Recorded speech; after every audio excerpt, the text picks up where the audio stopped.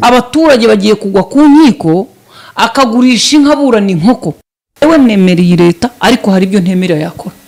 Hari ababyeyi batazi ko ari abarozi kandi kugira mumenye ko muri abarozi babi muroga abana banyu. Agenda agiseraye mukuye muri 30 mushize muri 25 mugumisha muri 25 umukobwa ufite 25 nta minkanyari bimuriho. Abaswa barabona bino bintu bisanzwe. Umugore w'umuntu se niwe bagira batyo. Dufite umugabo w'imfura akanambira abana be akabarera. Dufite undi mugabo wa kabiri rero udafite icyo atwaye ariko udafite icyo amase.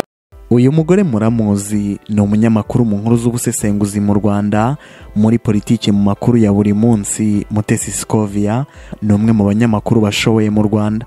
Muri iki kiganiro tugiye kugaruka kuri uyu mudamu, turebe undi ni muntu ki, yakuze ateyageza aho ari gute mu buzima busanzwe, ni muntu ki n'ibindi by'amatsiko kuri we. Ndi Berarime mbahaye ikaze muri Menya Byose uyu munsi.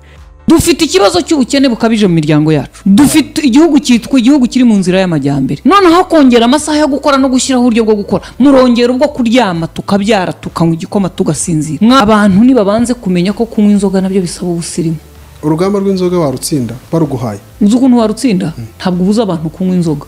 Ahubwo ubaza umuntu uti wowe unywa zingahe ngo wumve ko ushobora kuba ugiye kurenga umurongo.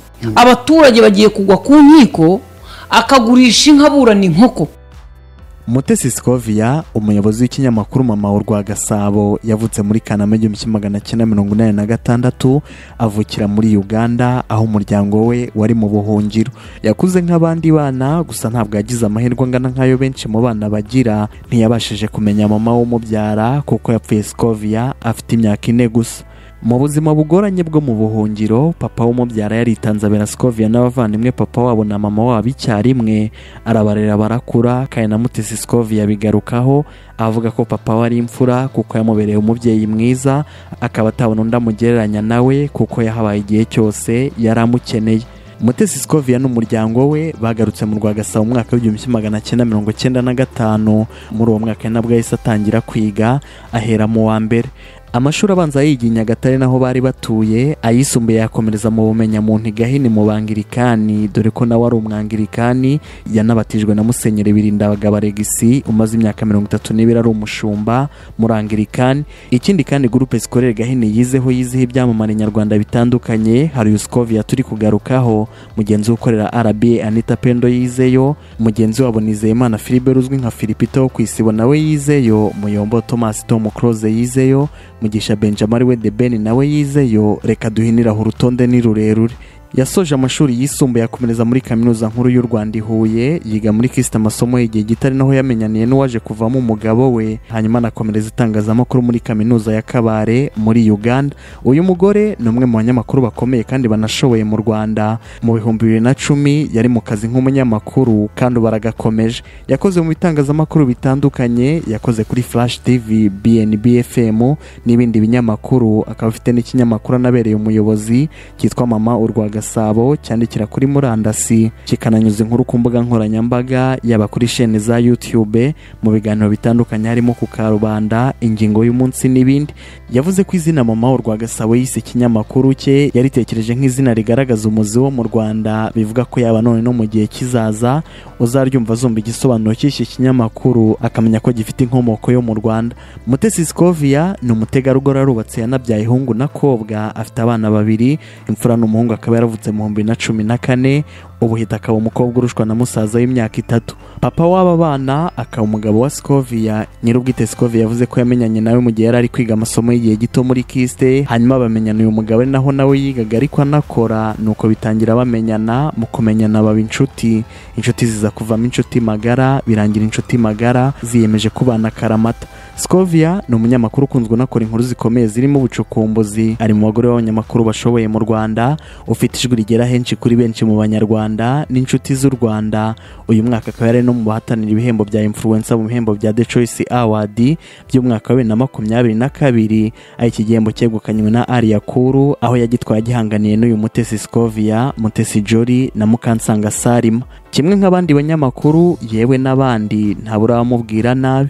nko mu mwaka wa 2021 uwitwa Iraguha Prudence yatukiye Scovia ku rubuga rwa WhatsApp bahuriragamo, rukaba rwari rushingiye ku kiganiro Scovia yakoraga kuri Flash TV. uru rubuga rwari rw'abakunzi b'iki kiganiro. uyu Prudence yatukiyemo Scovia amutuka nyuma yo kwanga kumutumira muri icyo kiganiro yakoraga, hanyuma undi mu gisa nko kumwihimuraho amutuka ibitutsi bitandukanye nk'uko byasomwe mu rukiko mu iburanisha. hejuru y'ibyo bitutsi kandi ngo yanageretseho amagambo yo kugaragaza uburakari, aho yagize ati iyo mba hafi nari kukujwibura ugira uwo wisukaho. umunyamakuru Mutesi Scovia ubwo yavugaga ku kijyanye no kuregera indishyi yabwiye umucamanza ko hari ibyo amaze gutanga mu rwego rwo kugeza ikirego ku bushinjacyaha ringana n'igarama ry'amafaranga 10,000 by'amafaranga y'u Rwanda, hakiyongeraho n'ibyagendeyemo birimo nka essence y'imodoka nayo yahaye agaciro k'amafaranga y'u Rwanda angana n'10,000. mu rubanza uwaregwaga yafashwe n'amarangamutima yenda kurira, asaba imbabazi aratakamba, biza kurangira aciye 20,000 by'amafaranga y'u Rwanda. mu kiganiro yagiranye na televiziyo y'u Rwanda, Mutesi Scovia yavuze ko kwaka indishyi 20,000 gusa yabikoze mu kwerekana ko nta mafaranga yifuzaga kuri uyu wamututse. uyu mugore ntabwo akora ubunyamakuru gusa, aba n'umusangizi w'amagambo mu birori no mu bukwe. ayobora ubukwe bwa mbere, yitabiriye ubukwe nk'abandi bose, hanyuma wari kuba MC aza kubura, nuko abagabo baraho habura ubikora bati se biragenda gute twemere dusebe koko harabura ubikora. nuko agendeye ku kuba yarasanzwe ari umunyamakuru unavugira mu ruhame, aravuga ati reka ngerageze, hanyuma ayobora ubukwe gutyo. uwo munsi yabikoze uko abyumva, ariko abantu barabikunda. abantu benshi bamusaba nimero ngo azababere MC, hanyuma bwa kabiri abikora yabyiteguye neza, abantu babikunda kurushaho. Mutesi Scovia avuga ko hari abamwita igishegabo kubera ko akora imirimo yakabaye ikorwa n'abagabo, ariko avuga ko ikintu kimwe rukumba abagabo bakora atabasha gukora ari ugutera inda gusa. nyuma yo gutera inda nta mugore nta mugabo, akazi ni akazi ntikarobanura. bitari ibyo kwitwa igishegabo, uyu mugore ntakunze gukora make-up nk'abandi badamu, avuga ko ibya make-up bisaba umwanya kandi uwo mwanya ntiyabasha kuwubona. ibi ni bimwe mu byo wamenya kuri Mutesi Scovia, umunyamakuru nyarwanda ukomeje gukora imirimo ikomeye. ewe nemereye leta, ariko hari ibyo ntemerera yakora. hari ababyeyi batazi ko ari abarozi, kandi kugira ngo umenye ko muri abarozi babi muroga abana banyu. agenda agiseraye mukuye muri 30 mushize muri 25, mugumisha muri 25. umukobwa ufite 25 nta minkanyari bimuriho. abaswa barabona bino bintu bisanzwe. umugore w'umuntu se niwe bagira batyo. dufite umugabo w'imfura akanambira abana be akabarera. dufite undi mugabo wa kabiri rero udafite icyo atwaye ariko udafite icyo amaze. dufite ikibazo cy'ubukene bukabije mu miryango yacu. dufite igihugu cyitwa igihugu kiri mu nzira y'amajyambere. noneho kongera amasaha yo gukora no gushyiraho uburyo bwo gukora, murongera ubwo kuryama tukabyara tukanywa igikoma tugasinzira. abantu nibabanze kumenya ko kunywa inzoga nabyo bisaba ubusirimu. urugamba rw'inzoga warutsinda baruguhaye. uzi ukuntu warutsinda? ntabwo ubuza abantu kunywa inzoga, ahubwo ubaza umuntu uti wowe unywa zingahe ngo wumve ko ushobora kuba ugiye kurenga umurongo. abaturage bagiye kugwa ku nkiko, akagurisha inka burana inkoko. batugana bataraza nk'umuryango, hari amazina tudakoresha mu Kinyarwanda kuko ndi umugore aba umukobwa, nubwo abantu ba data turabirahira ariko ntitwirahira ba data kuko mazina. uraza kumyemerera rero umusaza n'abaje mukuru ibirinde gukoresha izina ibyo ari byo byose, ntabwo nkavuga data bukwe n'izina cyangwa se uwo bafitanye isano. nakuze numva mama avuga ngo abagabo bakabita abaganji kuko sogokuru wacu yitwaga Mugabo. ubwo rero nimwumva muza abaganji ntimugire ngo niko yitwa, araba yitwa Mugabo.